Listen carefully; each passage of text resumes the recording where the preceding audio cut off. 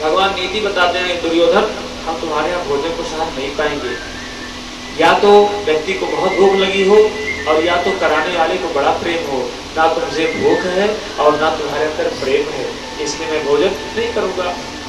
और तीसरी बात ये कि हमारा निमंत्रण, हमारा न्योता तो विदुर जी महाराज पहले ले लिए हैं। वो गए थे द्वारिका में और वहीं पर आए थे, कह दिए थे महाराज जब आप आइएगा तो हमारे आश्रम में आएगा, भोजन प्रसाद पाइएगा। ये नीति बताए। और हर किसी को कहते हैं, आज तो पता नहीं संस्कार है कि टूट गया है, टूट भी जा रहा है।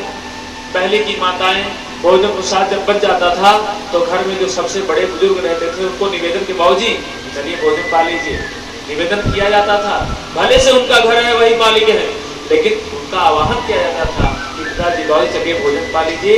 और सभी माताओं का देखिए नियम क्या था कि सभी पुरुष को, यानी कि 10 वर्ष से लेकर के ऊपर जो बालक हैं पुरुष लिंग में, उनको सभी को भोजन करा देती थी माताएं। तब आपस में बैठ करके सभी लोग भोजन पाते थे। ये दृश्य अपने घर में देखने को मिला है। लेकिन अब है महाराज, चौके पे आधा भोजन चला जा रहा है महाराज, और चौका क्या, किचन है, किचन चिकन सब वैसे है, चप्पल पहन के अंदर बाहर आ रही हैं, जा रही हैं। सावधान महिलाओं, अगर महिला 3 कार्य करेंगी तो बोले उनके धन जीवन में, घर में कभी धन नहीं अर्जित होगा। पहली बात तो रसोईया में चप्पल पहन के जाएंगी। दूसरी बात तो बोले अपने पति के साथ में अगर भोजन करेंगी, अगर पति पा लिए और उन्हीं के जूठन में भोजन पाएंगी तो फल पाएंगी, अच्छा फल पाएंगी। और अगर पति के साथ में डिवाइड करके आधा पति खाएं आधा हम खाएं प्रेम के नाते, तो बोले नर्क होगा। 3 काम नहीं करना चाहिए, ना रसोईया में चप्पल पहन के जाना चाहिए और ना तो पति के साथ में भोजन नहीं, पति के थाली में बाद में उसी के जूठन में पाइए। दूसरा निषेध है। तीसरा अपने घर में बोले कभी भी बिना स्नान किए भोजन बना लेंगे तो कभी भी अटेगा नहीं घर में। और कुछ महिलाएं भी अब समाज में ऐसे हो जा रही हैं, फ्रैंक वाली, जो बहुत फ्रैंक है, बिना स्नान के भोजन बना लेंगी। और चप्पल तो भाई जब सुई चुभ ही रहा है, फर्श है, टाइल्स है, मार्बल्स है, सोचिए।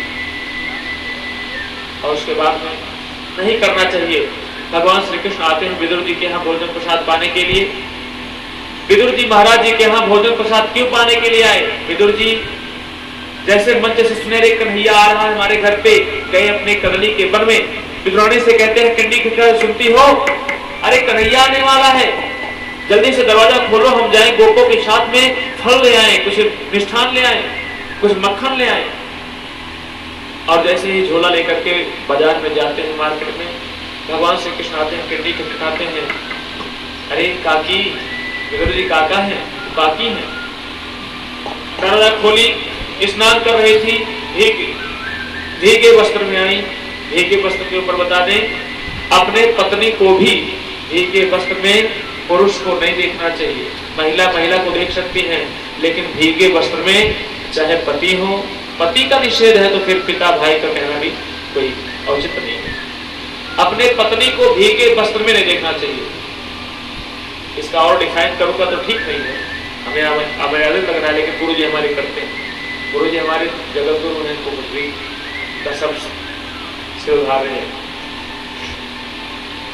और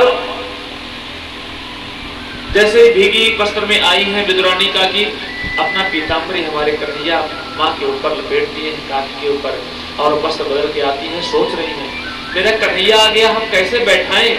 पूरे आसन पीढ़ा लेकर के आंगन में दौड़ा रही है, मेरा कन्हैया यहाँ बैठेगा, नहीं नहीं यहाँ ठीक नहीं है, यहाँ तो जूठन है, यहाँ बैठेगा, यहाँ भी नहीं, यहाँ ठीक है, थाला ऊंचा है, यहाँ नहीं, यहाँ बैठेगा कन्हैया। प्रेम के नाते समझ ही नहीं पा रही है। आपके घर पे मोदी जी अकेले चले हैं, हार्ट फेल हो जाएगा महाराज, क्या करें, कहाँ बैठाएं, क्या खिलाएं, क्या पिलाएं, होगा नहीं ऐसा। प्रधानमंत्री आ जाए, एक कमांडो कुछ नहीं, बस सुबह 4 बजे बहुत पहले से सुनिए मैं मोदी आ गया। और उसके बाद में काकी आखिर में भगवान श्री कृष्ण को बिठालते बिठालते उल्टे पीढ़ा में बिठा दी, पीढ़ा उल्टा कर दी प्रेम के नाते। और गई वन से दुर्योधन के यहाँ, भगवान श्री कृष्ण कहे कि ना तो मुझे भूख है, ना तुम्हें भोजन कराने का वो इच्छा है, ना तुम्हें प्रेम है। और यहाँ विदुरानी काकी के यहाँ भगवान आए, कहते हैं काकी बहुत तेज भूख लगी है। जैसे एक बालक आए अपनी माँ से कहे माँ बहुत तेज भूख लगी है, वैसे विद्रोणी काकी से कहते हैं भगवान श्री कृष्ण काकी भूख लगी है। काकी जाती हैं कदली के वन से, कदली माने केला। कहते हैं अब यहाँ से और भी बात निकलती है, कदली सीख भुजंग मुख स्वाति एक उड़ती है।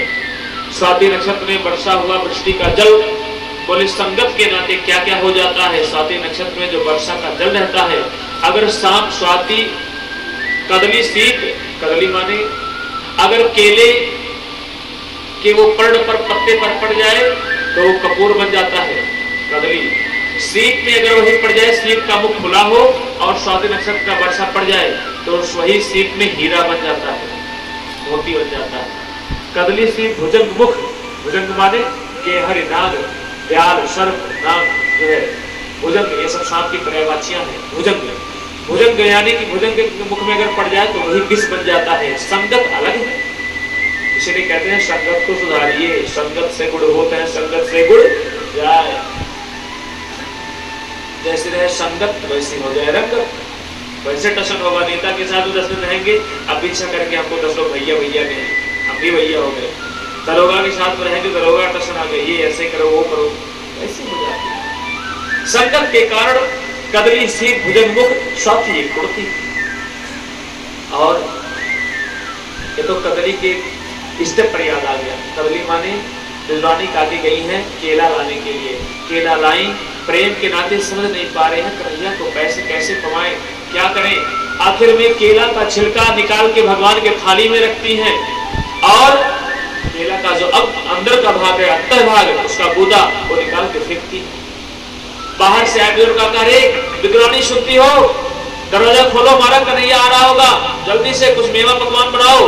काकी कहती है कन्हैया आ रहा होगा, नहीं, कन्हैया आ गया है और भोजन प्रसाद भी आ रहा है, दरवाजा खुला है, आ जाइए। बुजुर्ग काका आए, उन्होंने देखा है कन्हैया, कन्हैया की थाली में कोई छिलका पड़ा है, दूधा उधर फेंक रही विद्वानी। अरे विद्वानी क्या कर रही हो? कन्हैया मेरा क्या खिला रही हो?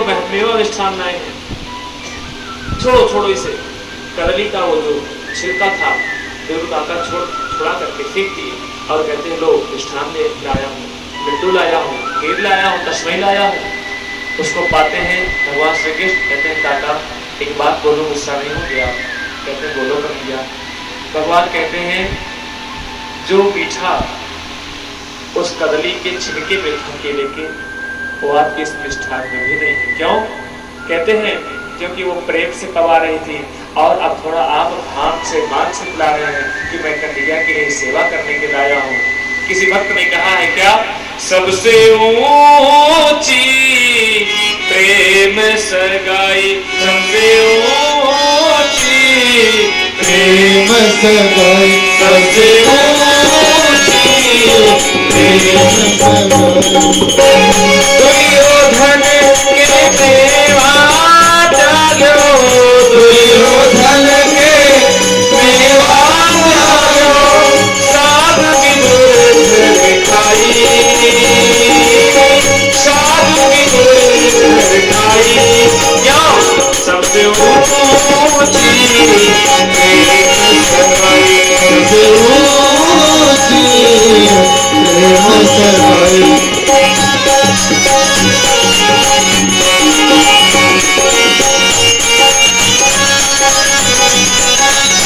प्रेम के नाते भगवान कहते हैं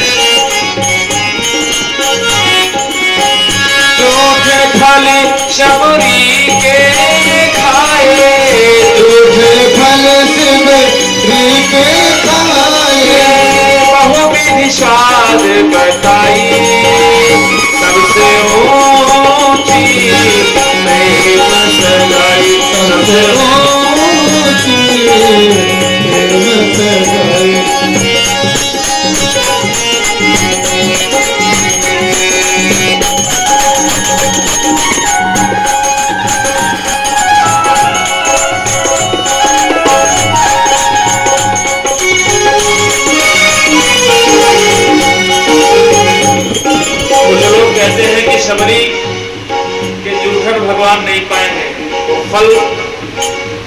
एक पत्ते से, एक डाली से तोड़ करके मां सबरी रखती थी और उससे समझ जाते थे कि सारा फल मीठा है। ठीक है, ये तर्क है, ये रिजनेबल है, तर्क है, सांगिक है।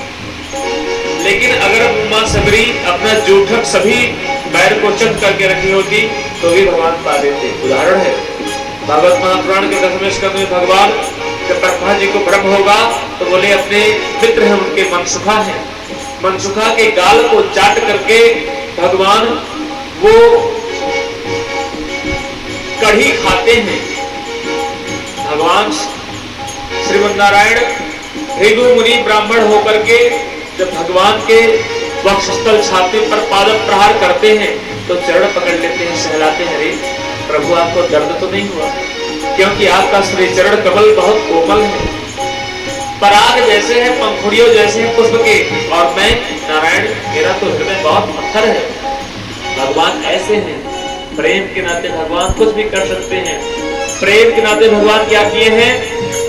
प्रेम के बस पारथी रथ हाक्यो, प्रेम के बस पारथ रथ हाक्यो। भगवान है और एक क्षत्रिय का भगवान अर्जुन का रथ हाके हैं। क्यों? प्रेम के कारण। कहते हैं प्रेम की बस पारथ रथ हाक्यो, प्रेम के बस पारथ रथ हाक्यो। भूल गए ठकुराई, भूल गए ठकुराई। क्योंकि सबसे ऊंची प्रेम सगाई, सबसे ऊंची प्रेम सगाई, सबसे ऊंची प्रेम सगाई, सबसे ऊंची